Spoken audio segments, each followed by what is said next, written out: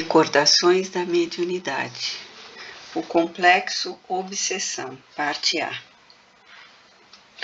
Pode um espírito tomar temporariamente o invólucro corporal de uma pessoa viva, isto é, introduzir-se num corpo animado e obrar em lugar do outro que se acha encarnado nesse corpo? O espírito não entra em um corpo como entras numa casa. Identifica-se com um espírito encarnado, cujos defeitos e qualidades sejam os mesmos que os seus, a fim de obrar conjuntamente com ele. Mas o encarnado é sempre quem atua conforme quer sobre a matéria de que se acha revestido. Um espírito não pode substituir-se ao que está encarnado, por isso que este terá de permanecer ligado ao seu corpo até o termo fixado para a sua existência material. O Livro dos Espíritos, Allan Kardec, questão 473. Um dos mais belos estudos que o Espiritismo faculta aos seus adeptos é certamente aquele a que os caos de obsessão nos arrastam. Temos para nós que esse difícil aprendizado, essa importante ciência de averiguar obsessões, obsessores e obsediados, deveria constituir especialidade entre os praticantes do espiritismo, isto é, médiuns, presidentes de mesa, médiuns dominados, passistas, etc.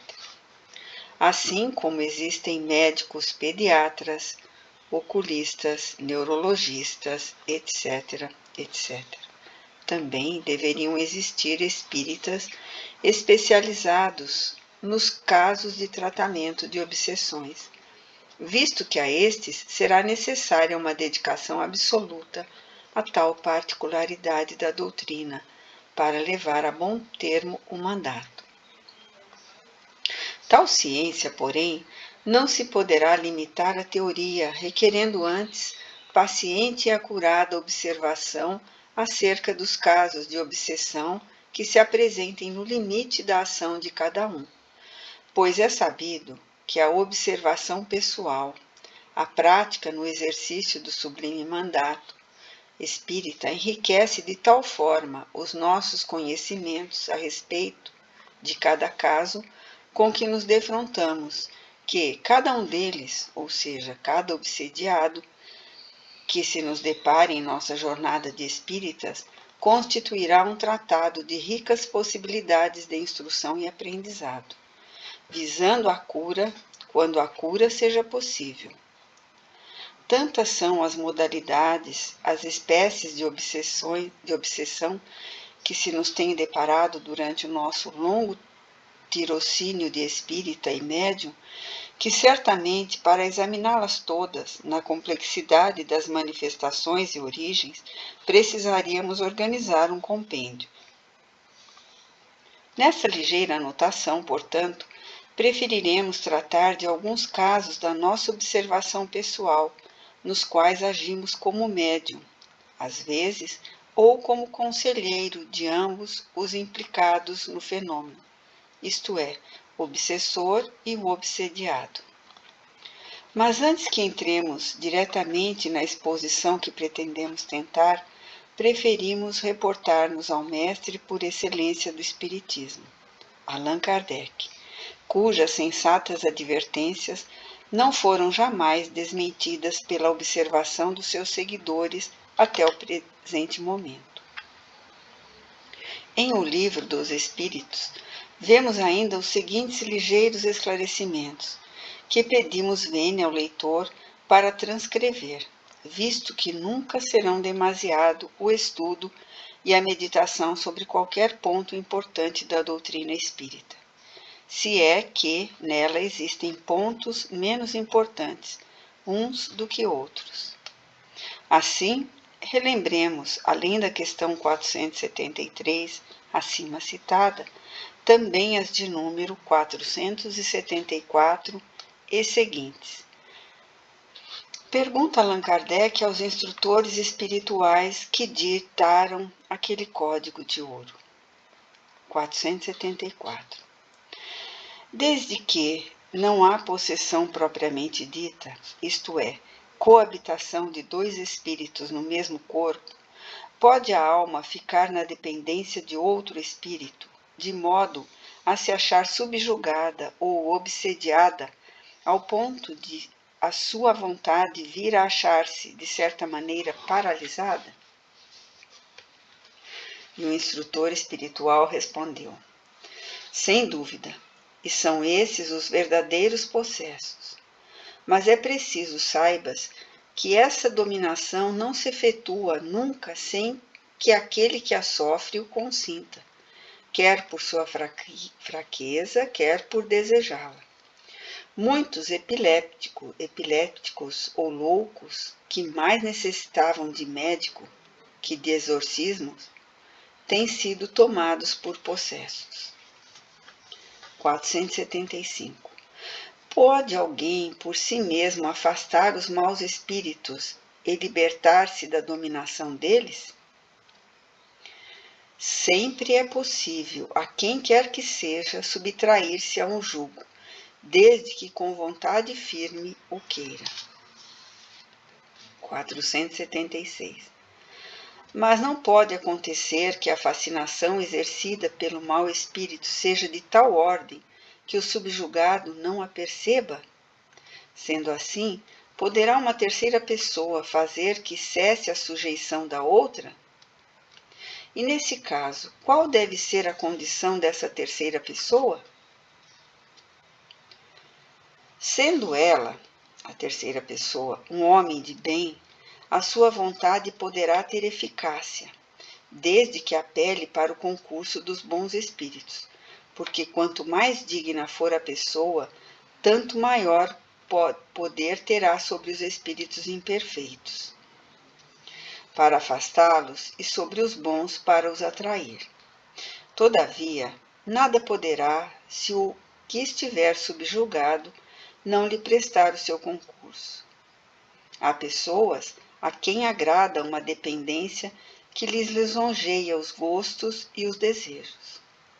Qualquer, porém, que seja o caso, aquele que não tiver puro o coração nenhuma influência exercerá.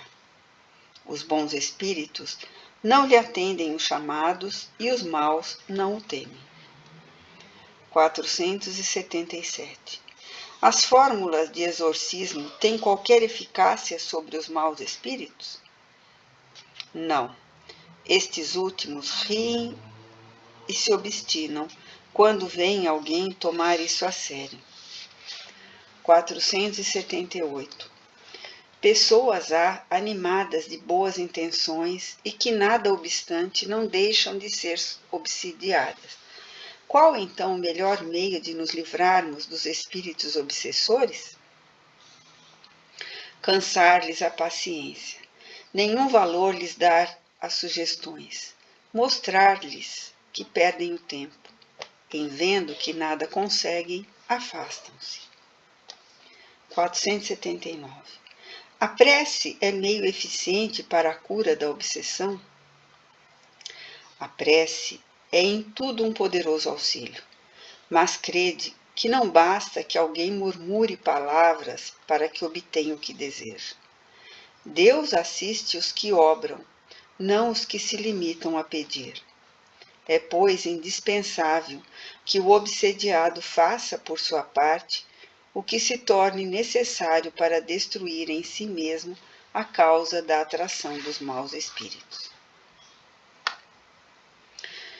É evidente que aí, no que acabamos de ler, se trata apenas de casos de obsessão em pessoas que mais ou menos conheçam o fato e que por isso mesmo estariam em condições de auxiliar a própria cura com o veemente desejo de se libertarem do incomodativo assédio e cuja força de vontade fosse a principal terapêutica. No entanto, a observação à prática dos trabalhos transcendentes do Espiritismo adiantam que, na maioria dos casos, o obsediado absolutamente não se encontra em condições de auxiliar a si mesmo, seja em vista da subjugação total por que se deixou envolver, seja pela franqueza ou a ignorância que a sua vida de descrença e materialismo produziu, retendo-o afinado com as imperfeições de ordem geral. Cumprirá, então, aos espíritas que tratam do caso, isto é, médiuns e diretores de trabalhos práticos, agirem com o cabedal que a doutrina fornece, a fim de testemunharem o valor da mesma. Como bem vimos nas perguntas citadas e com a observação demonstra, será necessário a uns e outros o conhecimento sólido da doutrina para análise indispensável das comunicações do obsessor e uma dedicação ilimitada ao trabalho, um coração reeducado nos princípios do amor e da fraternidade, equilíbrio moral autêntico, ou, pelo menos, o desejo sincero de adquirir essas qualidades por meio do esforço diário, por uma reforma pessoal, a fim de se imporem ao obsessor pelo exemplo e pureza de sentimentos e assim convencê-lo à própria reforma moral. O próprio médium, a sós consigo e suas leituras e preces, muito poderá contribuir para a conversão do espírito endurecido, pois os seus exemplos e o amor que por ele demonstrar cativá-lo-ão, e ele se tornará um amigo, e daí a aceitar os conselhos sugeridos à distância será menor. Todavia, para atingir tal possibilidade, será necessário ao médium, por sua vez, muitas renúncias e reformas pessoais.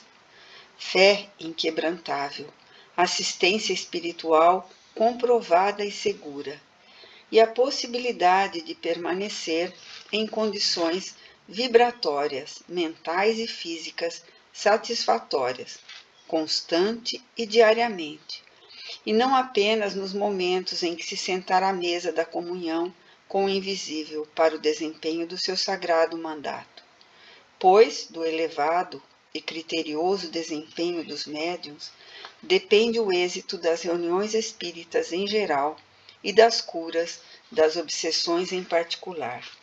Isso afirmamos, porém, não excluindo a responsabilidade dos diretores terrenos das mesmas, de cuja segurança moral e conhecimento de causa igualmente dependem os bons êxitos de quaisquer reuniões práticas de espiritismo. E lembrando outro sim, a responsabilidade de cada um dos próprios componentes da mesa. Pode-se dizer, portanto, que esses trabalhos são o fruto de uma comunhão sublime entre médiuns, diretores de sessões e guias espirituais sob o patrocínio do Cristo de Deus, mestre maior de toda a ciência, e que por isso mesmo todos temos grandes responsabilidades. O desempenho é sagrado para todos e não poderá ser realizado com indiferença ou menor grau de dedicação. Daí o imaginarmos que os trabalhos para curas de obsessão deviam ser especialidade de determinados espíritas e sempre realizados em ambientes discretos, onde quaisquer rumores do mundo não penetrassem, pois é sabido, por quantos se dedicam às investigações transcendentais, que as vibrações ambientes influem poderosamente, bem ou mal, nos trabalhos práticos do Espiritismo. Essas atribuições, ou seja, a dedicação aos casos de obsessão, requerendo constante e profunda atenção, observação e estudo, absorve de tal forma as preocupações do experimentador que bom seria que ele somente se dedicasse a tal setor, a bem dele mesmo e do próprio labor.